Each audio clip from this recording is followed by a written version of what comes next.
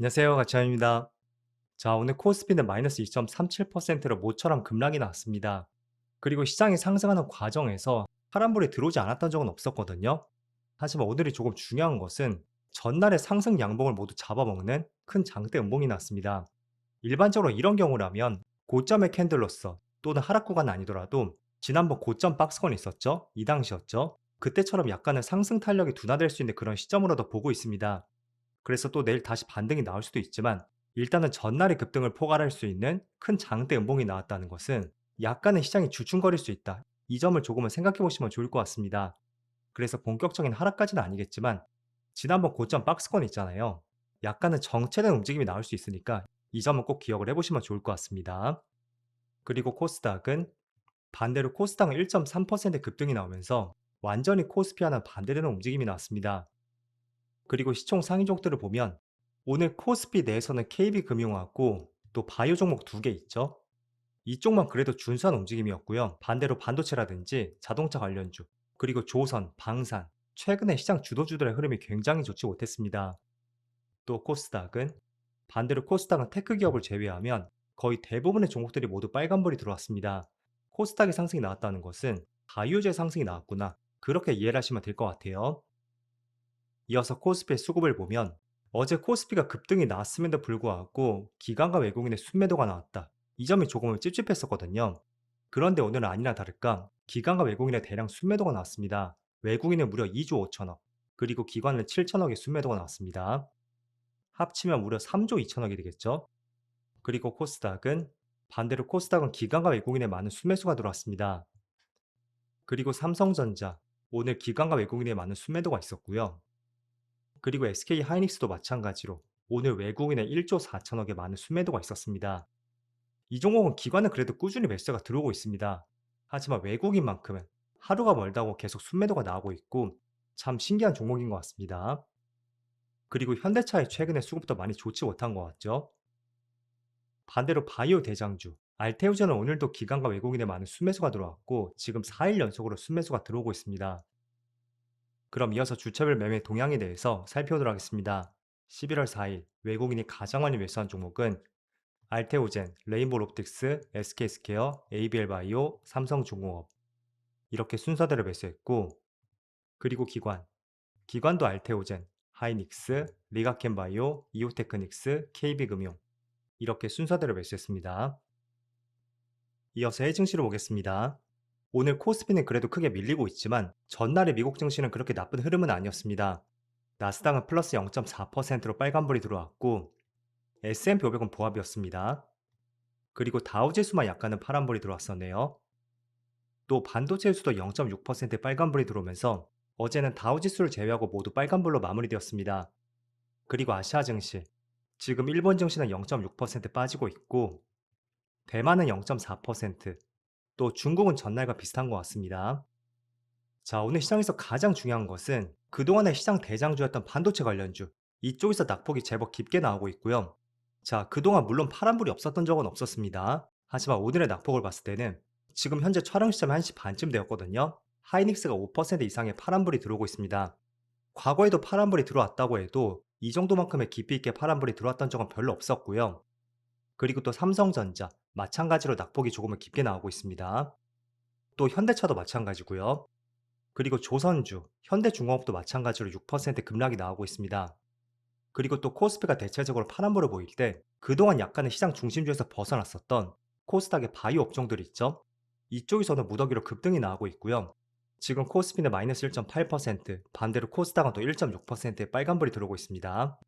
그래서 이 한 번의 흐름을 가지고 주도 업종이 바뀌는 것은 아닐까? 라고 결론을 짓기에는 조금은 무리가 있을 수 있습니다. 하지만 여러분들이 조금은 조심해야 되는 것은 어쨌든 아무리 지금 업황 자체가 좋다고 해도 반도체 쪽은 단기간에 강한 상승이 나왔었고 최근에 대형주가 뭐 5% 이상의 급등이 나오는 것이 빈번하게 나오고 있지만 과거에는 이런 사례가 그렇게 많지는 않았습니다. 그래서 단기적으로 너무나 크게 상승이 나왔고 또 하이닉스는 월봉상으로 보면 지난달에만 무려 60% 이상의 급등이 나왔습니다. 일반적으로 시총 2위 종목, 이 종목이 한 달 내에 60% 이상의 급등이 나왔다는 것은 매수하기는 굉장히 어려울 수가 있을 거예요. 그래서 제가 저번에도 계속 말씀드렸지만 여러분들이 비교적 저점에서 매수하신 분들이 아니라면 지금 코스피가 4천을 넘은 위치에서 지금 신규 매수를 한다는 것은 언제든지 발빠르게 뛰어나갈 수 있는 그런 생각과 관점들을 꼭 가지셔야 됩니다. 반면에 내가 조금은 저점에서 매수를 했었다면 오늘 5% 급락이 나온다고 해도 충분히 수익률을 담보로 조금은 버틸 수가 있을 것이고요. 또 내일은 오늘과 다른 흐름이 나올 수도 있으니까 조금 더 여유롭게 버틸 수가 있습니다. 그래서 지금 반도체 포 현상을 겪으면서 비교적 고점 부근, 최근 구간에서 추격 매수를 하신 분들이 계실 거예요. 분명히 말씀드리겠지만 꼭 손절 라인을 지키면서 들어가야 되고, 그렇지 않다면 아무리 어떤 업종이든 간에 이슈와 재료가 좋다고 해도 그런 종목들조차 고점은 꼭 있으니까, 최근에 시장이 너무 좋았다고 해서 내가 뭐 3, 4, 5% 물렸다고 해도 시간이 지나니까 다시 회복해 주었다, 이런 생각이 젓는 것도 너무나 위험할 수가 있습니다. 그래서 저는 최소한 올해 연말까지는 시장이 좋을 것으로 전망을 하고 있습니다. 하지만 그건 어디까지나 전망이고요. 제 전망은 언제든지 또 틀릴 수가 있다는 거예요. 그래서 우리가 지금부터 중요하게 해야 되는 것은 내 생각이 틀릴 수 있다는 것을 꼭 인정하면서 그때는 어떤 대응을 할 것인지, 여기에 굉장히 많은 포커스를 맞춰야 됩니다. 종목 선정은 여러분들도 틀리지 않을 거예요. 지금 보시고 있는 종목들, 당연히 반도체를 보고 계시겠죠? 그리고 뭐 2차원지 관련주라든지 또 조선, 방산, 원전, 또 최근에는 바이오주들. 여러분들이 종목 선택을 잘못하는 것은 절대 없습니다.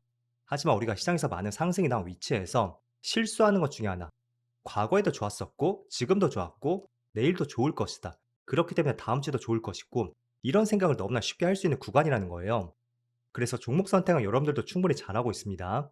그래서 코스피가 4천을 넘은 위치에서는 종목 선택보다는 내 생각과 반대로 움직였을 때 그때는 어떤 대응을 할 것인지, 이런 부분에 보다 포커스를 많이 맞추셔야 됩니다. 자, 예시로 과거 2차원지 관련주를 보겠습니다. 이 종목은 에코프로고요. 자, 과거에 2만 원 정도 했던 주가가 거의 6개월 만에 30만 원까지 15배의 급등이 났습니다. 자, 그때 우리가 생각했던 논리가 그거였거든요. 2차원지 관련주의 실적이 조금씩 찍혔었고, 또 전기차 판매량도 증가했고, 지금 내연기관 자동차가 전기차 쪽으로 일부 비중이 옮겨간다면 실적과 점유율은 폭발적으로 상승할 수가 있고, 그때는 정말로 전기차 시장이 올 것이다, 그런 논리가 굉장히 팽배했던 시점이었습니다. 그래서 그게 뭐 2020년도부터 해서 23년 중순까지 거의 3년 정도 이 생각이 고착화되었었고요. 그거를 정말로 신뢰하고 믿었었다면 아마도 이런 구간에 진입해서 지금까지 들고 있는 분들이 굉장히 많을 겁니다. 물론 시간이 지나면 다시 고점을 돌파할 수도 있습니다. 하지만 우리한테 중요한 것은 시간도 굉장히 중요하다는 거예요. 여러분들 정말 스스로 마음의 고통을 겪고 뭐 5년 뒤, 6년 뒤 그때 다시 고점을 돌파한다면 그게 과연 정말로 온전한 수익이 될 수 있는지, 저는 거기에 대한 의문이 항상 있습니다. 그래서 우리가 정말로 믿었던 2차원지도 업황이 이렇게 확 돌아서는 순간이 꼭 있었던 만큼, 너무 여러 가지 업종에 대해서 100% 신뢰감을 갖는 것은 굉장히 위험한 수단이 될 수도 있습니다. 자, 왜냐하면 시장은 언제든지 바뀔지도 모른다는 거죠. 자, 물론 하이닉스의 목표 주가가 100만 원까지 나왔습니다. 저는 증권사의 목표 주가를 그렇게 신뢰하진 않지만 어쨌든 100만 원을 제시했다는 것은 나름대로 여러 가지 근거가 있었겠죠. 내년 영업이익 전망치가 무려 35% 증가할 것이고, 그게 목표 주가가 상향 조정되었던 결정적인 이유가 되었습니다. 하지만 어제 나온 기사를 보니까 트럼프가 엔비디아의 최첨단 칩을 타국에 주지 않을 것이다, 이런 발표에 대한 기사가 나왔습니다. 그래서 그게 선제적으로 코스피에 타격을 미쳤던 것 같고요. 일단은 트럼프가 어떤 말 했었냐면, 제가 세 개의 문장만 이어서 말씀드릴게요.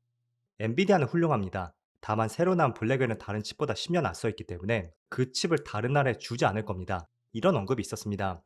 자, 얼마 전에 국내에서 GPU 26만 장을 받겠다고 했던 것이 엔비디아의 블랙웰 제품이었습니다.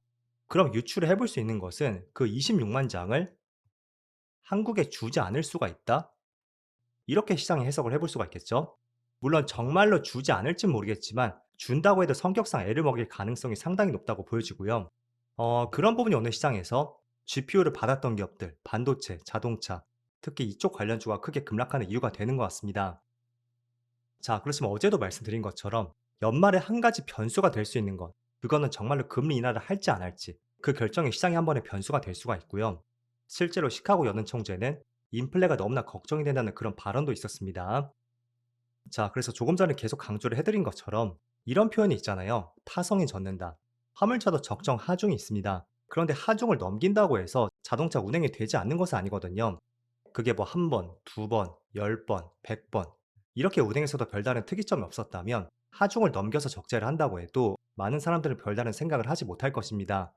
저는 지금이 그런 주식시장이라고 생각이 되고요.